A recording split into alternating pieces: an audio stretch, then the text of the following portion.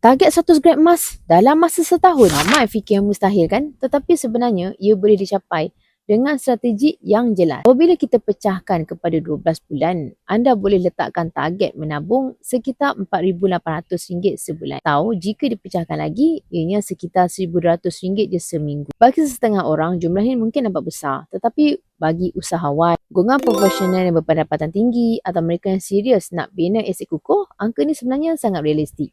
Bezanya, tanpa disiplin duit itu akan habis terus pada gaya hidup, kereta mewah, makan luar atau perbelanjaan yang tak pun menambah nilai. Dengan account gap, anda boleh tukarkan sebahagian keuntungan bisnes atau sebahagian pendapatan terus kepada emas secara konsisten.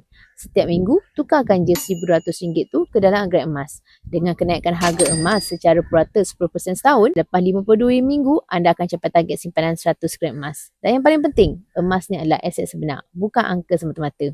Dengan disiplin 100 gram emas setahun bukan lagi mustahil, tetapi sasaran yang boleh dicapai oleh sesiapa yang benar-benar serius mahu melindungi dan membina kekayaan.